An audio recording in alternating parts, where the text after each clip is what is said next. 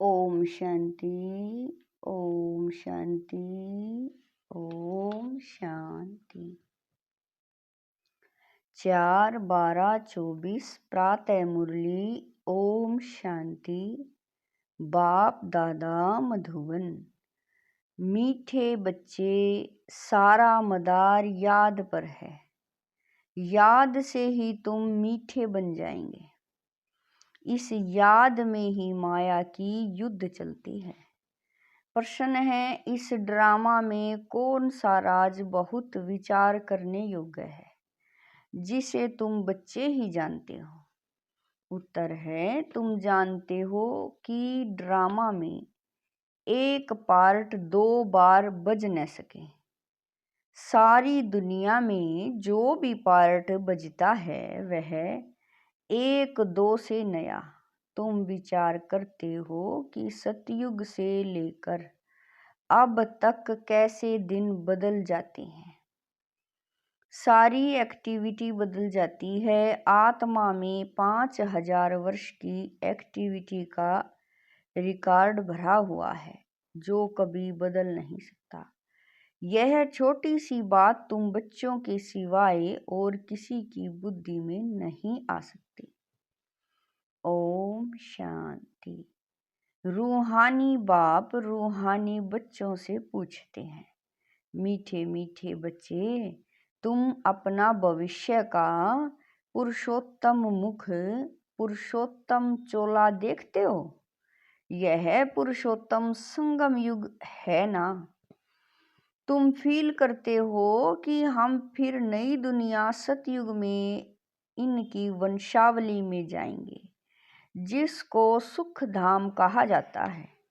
वहां के लिए ही तुम अभी पुरुषोत्तम बन रहे हो। बैठे बैठे यह विचार आना चाहिए। स्टूडेंट जब पढ़ते हैं तो उनकी बुद्धि में यह जरूर रहता है, कल हम यह बनेंगे। वैसे तुम भी जब यहाँ बैठते हो तो भी जानते हो कि हम विष्णु की डिनास्टी में जाएंगे। तुम्हारी बुद्धि अब अलौकिक है और किसी मनुष्य की बुद्धि में यह बातें रमण नहीं करती होगी। यह कोई कॉमन सत्संग नहीं है। यहाँ बैठे हो, समझते हो सत बाबा जिसको शिव कहते हैं, हम उनके संग में बैठे हैं। शिव बाबा ही रचयिता है। वही इस रचना के आदि मध्य अंत को जानते हैं। वही यह नॉलेज देते हैं, जैसे कल की बात सुनाते हैं। यहाँ बैठे हो, यह तो याद होगा ना, हम आए हैं रिजुवेल्ट होने।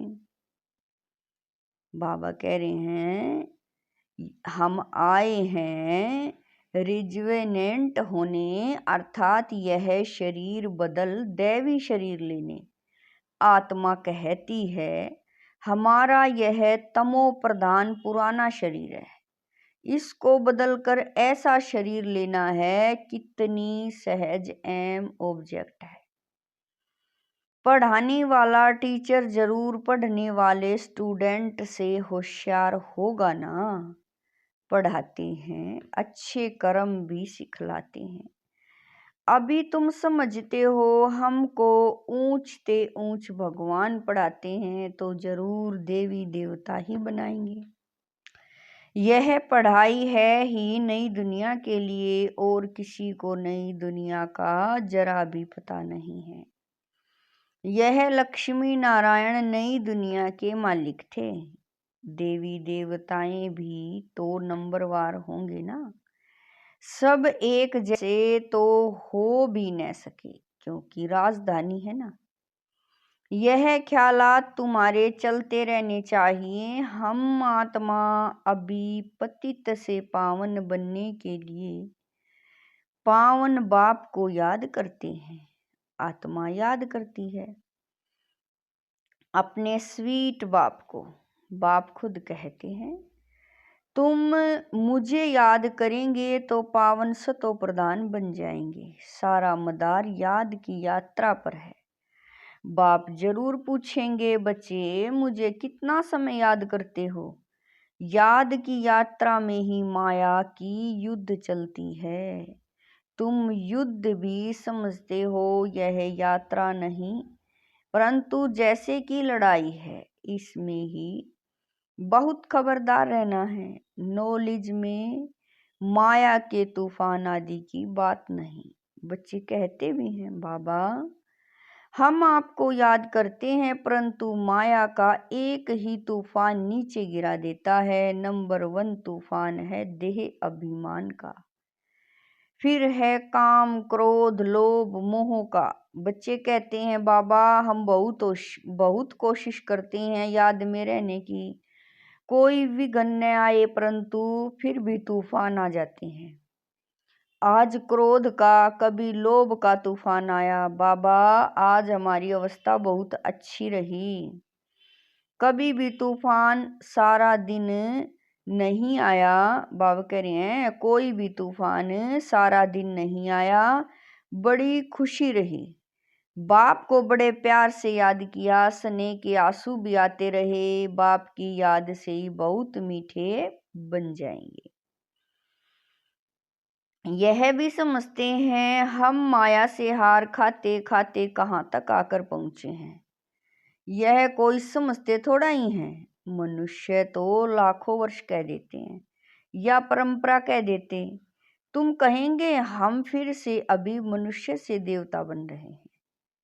यह नॉलेज बाप ही आकर देते हैं। विचित्र बाप की विचित्र नॉलेज देते हैं। बाबा कह रहे हैं विचित्र बाप ही विचित्र नॉलेज देते हैं। विचित्र निराकार को कहा जाता है। निराकार कैसे यह नॉलेज देते हैं? बाप खुद समझाते हैं, मैं कैसे इस तन में आता हूँ। फिर भी मनुष्य मूंझते हैं, क्या एक इसी तन में आएगा? परंतु ड्रामा में यही तन निमित्त बनता है, जरा भी चेंज हो नहीं सकता। यह बातें तुम ही समझकर और दूसरों को समझाते हो। आत्मा ही पढ़ती है, आत्मा ही सीखती सिखलाती है। आत्मा मोस्ट वैल्यूएबल है। आत्मा अविनाशी है। सिर्फ शरीर खत्म होता है। हम आत्माएं अपने परमपिता परमात्मा से रचता और रचना के आदि मध्य अंत के 84 जन्मों की नॉलेज ले रहे हैं। नॉलेज कौन लेते हैं? हम आत्मा। तुम आत्मा ने ही नॉलेजफुल बाप से मूल वतन सूक्ष्म वतन को जाना है। मनुष्य को पता ही नहीं कि बाबा करी है, मनुष्य को पता ही नहीं है कि हमें अपने को आत्मा समझना है। मनुष्य तो अपने को शरीर समझ उल्टे लटक पड़े हैं। गायन है, आत्मा सत्य चित्त आनंद स्वरूप है। परमात्मा की सबसे जास्ती महिमा है। एक बाप की कितनी महिमा है? वही दुख हरता सुख करता है। मच्छर आदि की तो इतनी महिमा नहीं करेंगे कि वह दुख हरता सुख करता, ज्ञान का सागर है। नहीं, यह है बाप की महिमा। तुम बच्चे भी मास्टर दुख हरता सुख करता हो। तुम बच्चों को भी यह नॉलेज नहीं थी, जैसे बेबी बुद्धि थे। बच्चों बात करें, बच्चे में नॉलेज नहीं होती और कोई अवगुण भी नहीं होता है, इसीलिए उसे महात्मा कहा जाता है, क्योंकि पवित्र है। जितना छोटा बच्चा उतना नंबर 1 फूल, बिल्कुल ही जैसे कर्मातीत अवस्था है। कर्म अकर्म विक्रम को कुछ भी नहीं जानते हैं, इसीलिए वह फूल है। सब को कशिश करते हैं, जैसे एक बाप सभी को कशिश करते हैं। बाप आए ही हैं सभी को कशिश कर खुशबूदार फूल बनाने। कई तो कांटे के कांटे ही रह जाते हैं। 5 विकारों के वशीभूत होने वाले को कांटा कहा जाता है। नंबर 1 कांटा है देह अभिमान का, जिससे और कांटों का जन्म होता है। कांटों का जंगल बहुत दुख देता है। किस्म किस्म के कांटे जंगल में होते हैं ना, इसीलिए इसको दुख धाम कहा जाता है। नई दुनिया में कांटे नहीं होते हैं, इसीलिए उसको सुख धाम कहा जाता है। शिव बाबा फूलों का बगीचा लगाते हैं, रावण कांटों का जंगल लगाते हैं, इसीलिए रावण को कांटों की झाड़ियों से जलाते हैं और बाप पर फूल चढ़ाते हैं। इन बातों को बाप जाने और बच्चे जाने, और न जाने कोई। तुम बच्चे जानते हो, ड्रामा में एक पार्ट 2 बार बज न सके। बुद्धि में है सारी दुनिया में जो पार्ट बजता है वह 1-2 से नया। तुम विचार करो, सतयुग से लेकर अब तक कैसे दिन बदल जाता है। सारी एक्टिविटी ही बदल जाती है।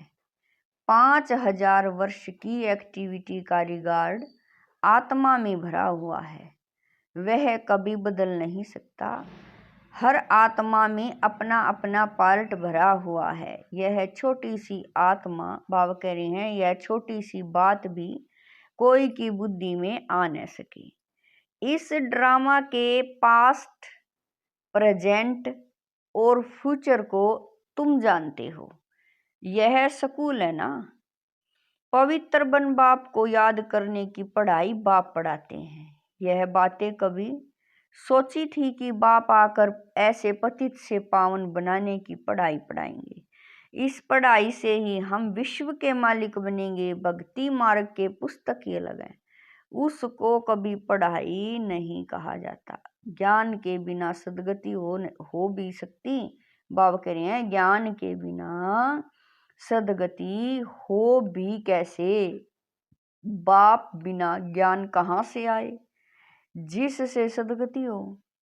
सदगति में जब तुम होंगे तब भक्ति करेंगे, नहीं वहां है ही अपार सुख। फिर भक्ति किस लिए करें। यह ज्ञान अभी ही तुम्हें मिलता है। सारा ज्ञान आत्मा में रहता है। आत्मा का कोई धर्म नहीं होता। आत्मा जब शरीर धारण करती है फिर कहते हैं फलाना इस धर्म का है। आत्मा का धर्म क्या है। एक तो आत्मा बिंदी मिसल है और शांत स्वरूप है, शांति धाम में रहती है। अभी बाप समझाते हैं, सभी बच्चों का बाप पर हक है। बहुत बच्चे हैं जो और धर्मों में कन्वर्ट हो गए हैं, वह फिर निकल कर अपनी असली धर्म में आ जाएंगे। जो देवी देवता धर्म छोड़ दूसरे धर्म में गए, वह सभी पत्ते लौट अपनी जगह पर आ जाएंगे। तुम्हें पहले पहले तो बाप का परिचय देना है। इन बातों में ही सब मूंझे हुए हैं। तुम बच्चे समझते हो अभी हमें कौन पढ़ाते हैं। बेहद का बाप श्री कृष्ण तो देदारी है। इनको ब्रह्मा बाबा को भी दादा कहेंगे। तुम सब भाई भाई हो ना, फिर हैं मर्तबे के ऊपर। भाई का शरीर कैसा है, बहन का शरीर कैसा है। आत्मा तो एक छोटा सितारा है। इतनी सारी नॉलेज एक छोटे से सितारे में है। सितारा शरीर के बगैर बात भी नहीं कर सकता। सितारे को पार्ट बजाने के लिए इतने ढेर ऑर्गन्स मिले हुए हैं। तुम सितारों की दुनिया ही अलग है। आत्मा यहाँ आकर फिर शरीर धारण करती है। शरीर छोटा बड़ा होता है। आत्मा ही अपने बाप को याद करती है, वह भी जब तक शरीर में है। घर में आत्मा बाप को याद करेगी नहीं, वहाँ कुछ भी मालूम नहीं पड़ता। हम कहाँ हैं। आत्मा और परमात्मा दोनों जब शरीर में हैं तब आत्माओं और परमात्मा का मेला कहा जाता है। गायन भी है, आत्मा और परमात्मा अलग रहे बहुकाल, सुंदर मेला लग गया जब सतगुरु मिला दलाल। कितना समय अलग रहे, याद आता है कितना समय अलग रहे। सेकंड सेकंड पास होते 5000 वर्ष बीत गए। फिर वन नंबर से शुरू करना है, एक्यूरेट हिसाब है। अभी तुमसे कोई पूछे इसने कब जन्म लिया था, तो तुम एक्यूरेट बता सकते हो। श्री कृष्ण ही पहले नंबर में जन्म लेता है। शिव का तो कुछ भी मिनट सेकंड नहीं निकाल सकते। श्री कृष्ण के लिए तिथि तारीख मिनट सेकंड निकाल सकते हो। मनुष्यों की घड़ी में फर्क पड़ सकता है, शिव बाबा के अवतरण में तो बिल्कुल फर्क नहीं पड़ सकता। पता ही नहीं पड़ता कब आया, ऐसे भी नहीं साक्षात्कार हुआ तब आया, नहीं। अंदाज लगा सकते हैं, मिनट सेकंड का हिसाब नहीं बता सकते। उनका अवतरण भी अलौकिक है, वह आते ही हैं बेहद की रात में। बाबा कह रहे हैं वह आते ही हैं बेहद की रात के समय। बाकी और भी जो अवतरण आदि होते हैं उनका पता पड़ता है। आत्मा शरीर में प्रवेश करती है, छोटा चोला पहनती है, धीरे धीरे बड़ा होता है। शरीर के साथ आत्मा बाहर आती है। इन सभी बातों को विचार सागर मंथन कर फिर औरों को समझाना होता है। कितने ढेर मनुष्य हैं, एक न मिले दूसरे से। कितना बड़ा मांडवा है, जैसे बड़ा हाल है जिसमें बेहद का नाटक चलता है। तुम बच्चे यहाँ आते हो नर से नारायण बनने के लिए। बाप जो नई सृष्टि रचते हैं उसमें ऊंच पद लेने के लिए। बाकी यह जो पुरानी दुनिया है वह तो विनाश होनी है। बाबा द्वारा नई दुनिया की स्थापना हो रही है। बाबा को फिर पालना भी करनी है जरूर। जब यह शरीर छोड़े तब फिर सतयुग में नया शरीर लेकर पालना करें। उसके पहले इस पुरानी दुनिया का विनाश भी होना है। बंबोर को आग लगेगी, पीछे यह भारत ही रहेगा, बाकी तो खल्लास हो जाएंगे।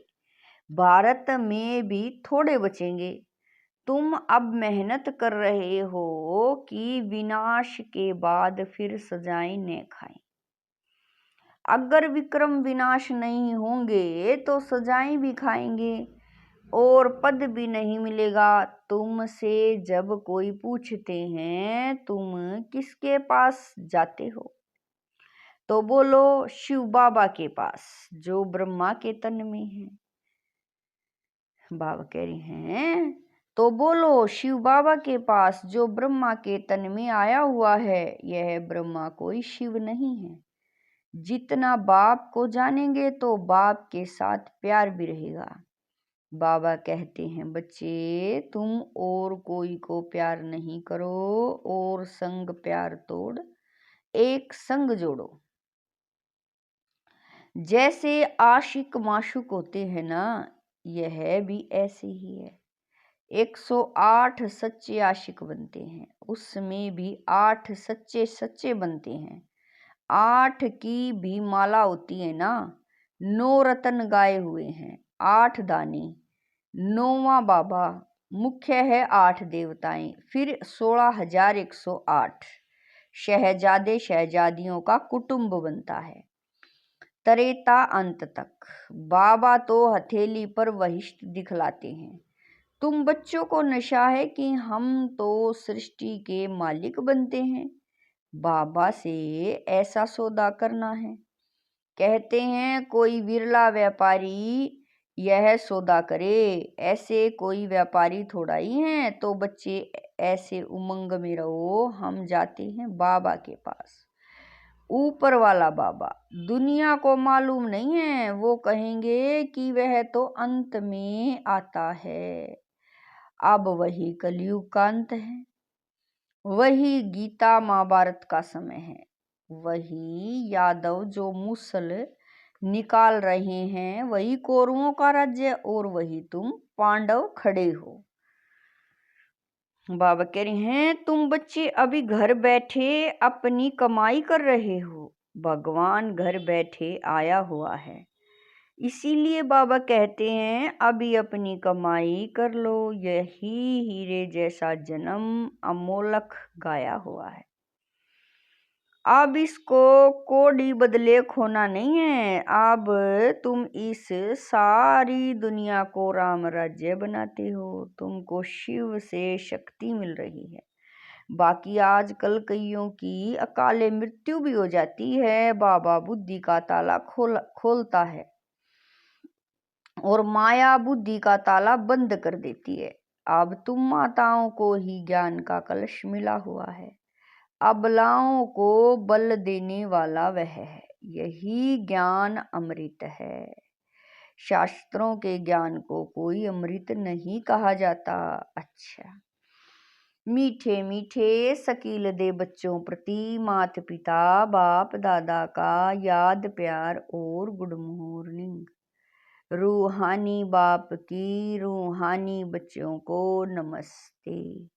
हम रूहानी बच्चों की रूहानी माता पिता बाप दादा को दिलवा जान शिकवा प्रेम से याद प्यार गुड मॉर्निंग नमस्ते ओम शांति। मेरे बाबा मीठे प्यारे बाबा, लाख लाख शुक्रिया मेरे बाबा।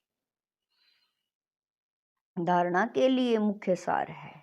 नंबर 1, एक बाप की कशिश में रहकर खुशबूदार फूल बनना है। अपने स्वीट बाप को याद कर देह अभिमान के कांटे को जला देना है।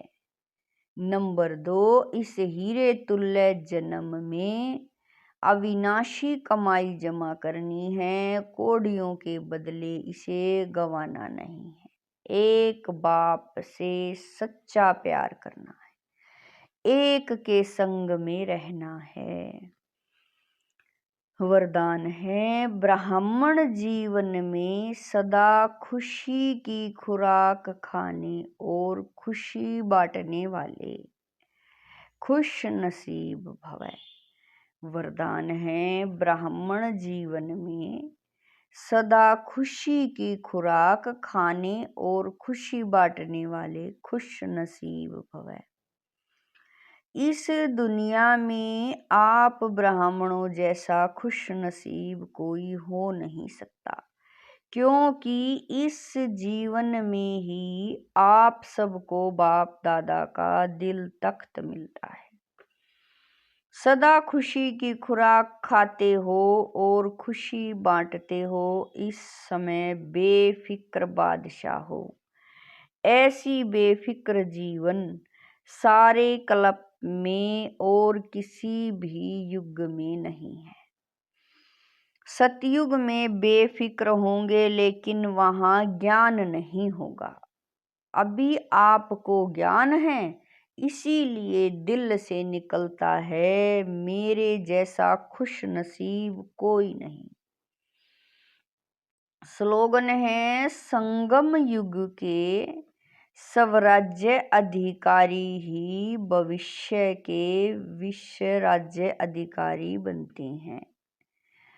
स्लोगन है संगम युग के स्वराज्य अधिकारी ही भविष्य के विश्व राज्य अधिकारी बनते हैं। ओम शांति।